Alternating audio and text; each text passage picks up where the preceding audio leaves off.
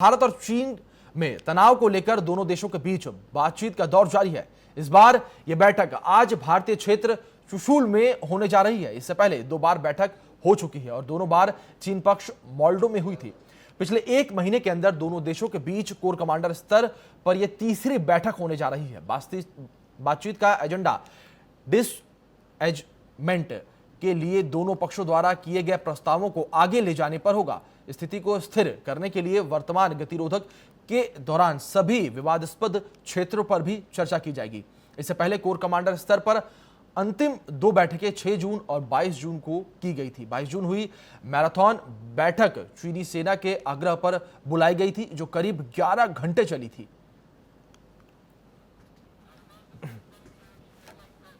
तो वही हमारे वरिष्ठ सहयोगी धर्मेंद्र सिंह हमारे साथ जुड़े हैं इस खबर पर विस्तृत जानकारी के साथ।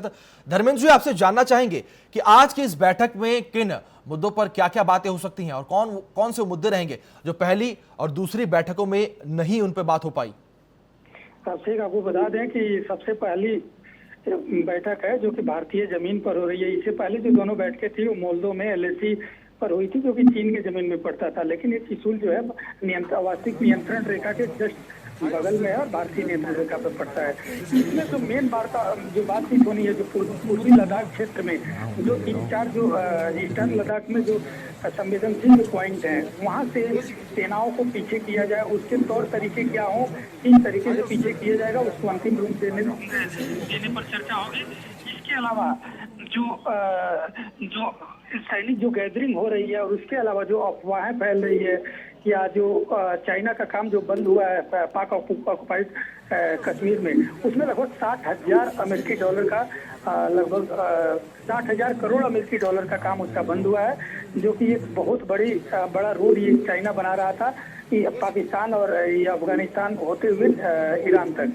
तो एक तरीके से चाइना देख रहा है, चाइना बैकफुट पर है कि अगर वो प्रोजेक्ट, अगर ये जो तनाव बने रहे तो उसका वो प्रोजेक्ट रुक जाएगा। तो इसको लेकर के ये अंतिम रूप से ये तय किया जाएगा कि हमेशा के लिए एक नियम और रूपरेखा बन जाए, ताकि उस हिसाब से उस क्षेत्र में दोनों देशों के काम चलते रहें। जी धर्मेंद्र, आपसे जानना चाहेंगे, एक तरफ भारत जो है वो डिजिटल स्ट्राइक करता है चीन पर, तो दूसरी तरफ वहीं आज ये बैठक ये बातचीत है, तो क्या लगता है कि ऐसी भी कोई बातें हो सकती हैं यहाँ पर, क्योंकि सरकार ने 59 एप्लीकेशन जो है वो चीन की बैन कर दी हैं, तो काफी बड़ा नुकसान जो है चीन सरकार को होगा। अभिषेक, एक कूटनीति होती है कोई भी वार्ता करने के पहले कि किस रूप में हम आपके सामने आमने सामने जब बैठेंगे तो हमारी मेंटल स्टेटस क्या होगा। तो एक तरीके से जैसे चाइना करता है, आप देखेंगे ग्लोबल टाइम्स के माध्यम से जो जितने सरकार के जहर जो उगलने वाली चीजें हैं वो ग्लोबल टाइम्स के माध्यम से सारा जारी करवाता है कि दूसरे तरफ जितने भी सैनिक नियंत्रण रेखा है वहां पर अपने सैनिक इकट्ठा करता है, हथियारों का प्रदर्शन करता है और उसके बाद युद्धाभ्यास कर रहा है। दूसरी तरफ विश्व समुदाय को ये दिखाता है कि हम भारत से बातचीत करके मुद्दे को हल कर लेंगे। तो उसी तरीके से साम दाम दंड भेद की एक नीति अपनाते हुए भारत ने भी कल जो ऐप बंद किया वो आज के वार्ता से पहले होना जरूरी था, क्योंकि भारत अब ये बता देना चाहता है कि हम आपके सामने जब बैठेंगे तो बराबरी पर बैठेंगे। अगर आप तनाव कम करना नहीं चाहते हो तो हमें भी कोई गुरेज नहीं है। हम भी सामरिक रूप से, कूटनीतिक रूप से और आर्थिक रूप से बहुत मजबूत हैं। और जो सबसे बड़ी जो बात यह है कि जो चाइना का सबसे जो बड़ा बाजार था वो भारत बन चुका था अमेरिका से तनातनी के बाद, और ये बाजार अगर चाइना के हाथ से जाता है तो उसके आर्थिक कमर जो है टूट जाएगी चाइना की, और वो कभी इस चीज को जाने नहीं देगा। जी धर्मेंद्र, बहुत बहुत शुक्रिया आपका हमारे साथ जुड़ने के लिए और इन तमाम जानकारियों के लिए।